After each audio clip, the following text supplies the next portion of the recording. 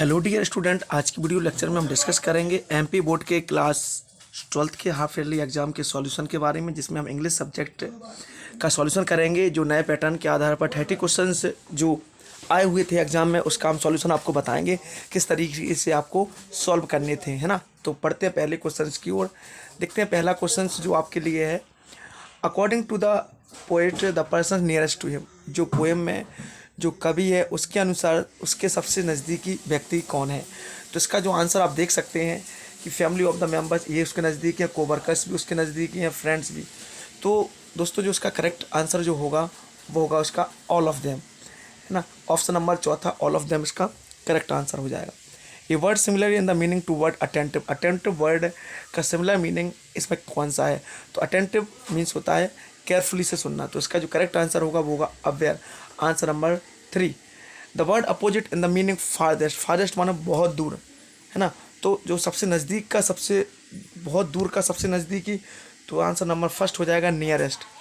Next question की ओर बढ़ते हैं। The word similar in a meaning to very low voice, ना बहुत धीमी आवाज़ को क्या बोला जाता है। तो बहुत धीमी आवाज़ को विस्पर्स बोला जाता है। ऑप्शन नंबर 4 इसका करेक्ट हो जाएगा। बट द नेक्स्ट क्वेश्चन की ओर, a word similar in the meaning to word here, here word के लिए एक कौन सा वर्ड इसमें दिया गया है। तो हियर माने सुनना होता है, तो इसका आंसर होगा लिसन। लिसन मीन्स भी सुनना ही होता है। अब एक्चुअली हियर का मीनिंग होता है कुछ ऐसी वॉइस को सुनना जो हमें सामने से दिखाई ना दे, और लिसन का मीनिंग होता है ध्यानपूर्वक सुनना जो हम सामने से देख सकें। बट नेक्स्ट क्वेश्चन की होता है opposite word of the near, near word का अपोजिट क्या है। तो नियर का अपोजिट फार हो जाएगा। ऑप्शन नंबर ए इसका करेक्ट हो जाएगा। The poet has not mentioned as the people far from, जो कवि ने, है ना, जो लोग नज़दीक जो दूर है उसमें किस लोग को शामिल नहीं किया है। तो होपलेस, फॉरगॉटन, एंग्विश्ड, ये तीनों लोगों को तो शामिल किया है, लेकिन इसमें डाउन ट्रोडन जो आंसर होगा, डाउन ट्रोडन लोगों को शामिल नहीं किया है। इसलिए इसका जो आंसर हो जाएगा वो हो जाएगा आपका सेकंड नंबर का downtrodden. But next question की ओर बढ़ते हैं। Mini set in her wheelchair, Mini wheelchair पर बैठी हुई थी, कहाँ पर बैठी हुई थी। तो इनका वॉल्कनी इसका करेक्ट आंसर हो जाएगा। In spite of the strong breeze, तेज हवा के बाद भी the children were interested in there, जो बच्चे थे वो बिजी थे। वो कौन से गेम में बिजी थे। तो इसका आंसर हो जाएगा वॉल गेम, गेंद वाले गेम में ही वो बिजी थे। नेक्स्ट क्वेश्चन की ओर बढ़ते हैं। Mini's mother called her to come inside, Mini की माँ ने उसे अंदर बुलाया क्योंकि it was too windy to sit outside, it was running outside, it was listening, it was too dark. तो इसका जो करेक्ट आंसर होगा it was too windy to sit outside, कि बाहर बहुत तेज हवा थी और बाहर बैठ नहीं सकते थे। तो इसका आंसर हो जाएगा फर्स्ट। बढ़ते नेक्स्ट क्वेश्चन की ओर। मिनी बाजी स्पास्टिक, मिनी एक विकलांग बच्ची थी, अपाहिज बच्ची थी, और अपाहिज व्यक्ति कौन कहलाता है। आंसर नंबर 4 होगा has no control over his leg, has no control no arm and. तो करेक्ट आंसर क्या होगा। इसका करेक्ट आंसर होगा has no arm and leg और ट्रॉल, ये भी नहीं होगा। तो इसका जो करेक्ट जवाब होगा वो होगा 4, has no control over his leg, क्योंकि उसका अपने पैरों पर कोई नियंत्रण नहीं था। तो आंसर नंबर इसका जो होगा वो चौथा ही हो जाएगा। बढ़ते नेक्स्ट क्वेश्चन की ओर। Mini had no friend, Mini का कोई दोस्त नहीं था। क्यों नहीं था मिनी का कोई दोस्त। Children were busy with their game, did not like to play, Mini was new in the colony. देखिए क्योंकि मिनी जो थी वो कॉलोनी में नहीं थी, तो ये भी है। तो लेकिन इसका आंसर जो होगा वो फर्स्ट होगा, Mini were busy with the game, जो बच्चे थे वो अपनी गेम में व्यस्त रहते थे, इसलिए उसका कोई दोस्त नहीं था। Next, mini favourite pass time, mini के लिए सबसे अच्छा समय बताना के लिए मिनी क्या करती थी, मतलब क्या था।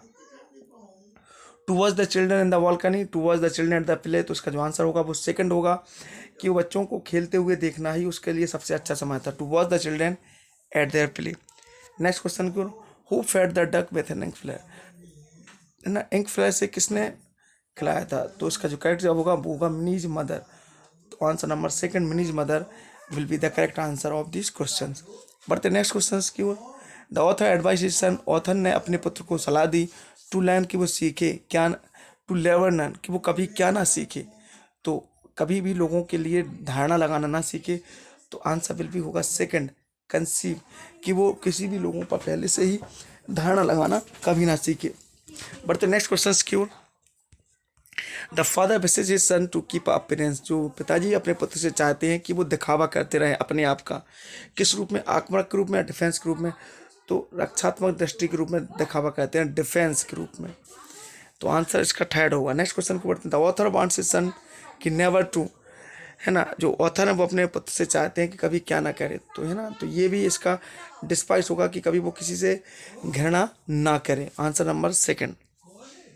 हैजलेट टेल्स हिज सन, हैजलेट जो राइटर हैं है ना इस पोएम के, वो अपने पुत्र से कहते हैं कि first lesson to learn is that there are other people in the world beside, कि उसके अलावा भी दुनिया में और भी लोग हैं। तो किसके अलावा? हिमसेल्फ, उसके अलावा। तो आंसर नंबर फर्स्ट इसका सही होगा। बट नेक्स्ट क्वेश्चन है कि ट्रू इक्वलिटी, तो true equality is the true molality answer है, तो ट्रू इक्वलिटी इसका सही जवाब हो जाएगा। बढ़ते नेक्स्ट क्वेश्चन की ओर। नेक्स्ट क्वेश्चन से यहाँ पे दिया गया है ए गुड ओल्ड रूल, एक सबसे अच्छा पुराना नियम क्या है? तो to hope for the best, सबसे अच्छे के लिए उम्मीद रखना ही एक सबसे अच्छा पुराना नियम होगा। नेक्स्ट क्वेश्चन को बढ़ते हैं। As you know nothing of the unfamiliar person, चूँकि आप अजनबी व्यक्तियों के बारे में कुछ नहीं जानते, तो नेवर लर्न्स, तो इसका आंसर जो क्या हो जाएगा, है ना, as you know nothing of the unfamiliar persons, चूँकि आप अजनबी व्यक्तियों के लिए कुछ भी नहीं जानते, लर्न, इसलिए कभी मत सीखो। क्या? कंसीव प्रीचेज अगेंस्ट अदर, दूसरों के लिए पहले से अनुमान लगाना, है ना, तो आंसर इसका थर्ड सही हो जाएगा। We should never despise anyone, हमें किसी से किसी बात के लिए घृणा नहीं करनी चाहिए। तो किस बात के लिए किसी से घृणा नहीं करनी चाहिए? तो वो उसकी गरीबी के लिए। तो आंसर नंबर थर्ड इसका पॉवर्टी करेक्ट आंसर हो जाएगा, है ना। बढ़ते नेक्स्ट क्वेश्चन की ओर। इन द फर्स्ट स्टैंजा, पहले स्टैंजा में जो पोएम दी गई है वंडरफुल वर्ल्ड, उसमें पोएट धरती को किस प्रकार से वर्णन करता है? ग्रेटनेस के लिए भी। तो फर्स्ट स्टैंजा में जो कवि है वो उसकी महानता का वर्णन करता है, तो जो महानता का एक्चुअल फोर्थ पैराग्राफ में करता है वर्णन, तो इसका जो आंसर होगा ब्यूटी, ब्यूटी के लिए भी वर्णन करता है ना। What is the attire of the earth, धरती के पोशाक क्या है? तो वो ब्यूटी के लिए ही फर्स्ट स्टैंजा में डिस्कस की है। Answer will B first. How does the poet address the earth in the third stanza, third stanza में जो कवि है उसने धरती को क्या माना है? तो उसने धरती को फ्रेंडली माना है, तो आंसर विल बी थर्ड।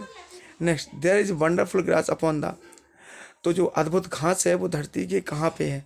तो वो उसका आंसर जो करेक्ट हो जाएगा वो हो जाएगा वेस्ट, तो इसका जो करेक्ट जवाब होगा वो होगा थर्ड।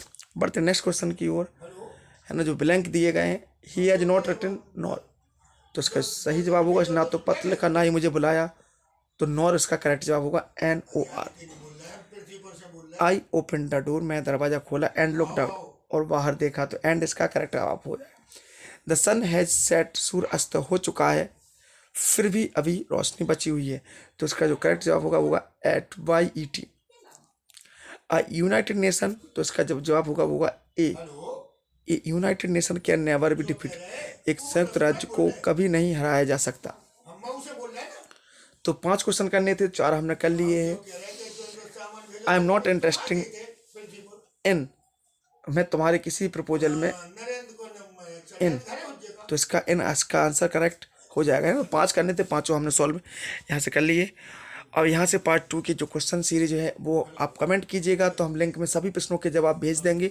आपको किसी प्रश्न के जवाब चाहिए होंगे, है ना। उसके अलावा भी हमने टॉपर शीट की आंसर शीट भी हमने इसी चैनल पे अपलोड की है लास्ट वीडियो में, तो उस वीडियो को देख के भी आप इंग्लिश सब्जेक्ट की टॉपर शीट को डाउनलोड कर सकते हैं, और कैसे टॉपर ने लिखा है उसको भी आप डाउनलोड कर सकते हैं। तो इस चैनल पे इस एजुकेशन रिलेटेड सारी वीडियो आपको मिलती रहेंगी, तो चैनल को यार ज़रूर सब्सक्राइब कर लीजिएगा और वीडियो को लाइक ज़रूर कीजिएगा अगर आपको अच्छी लगी है तो।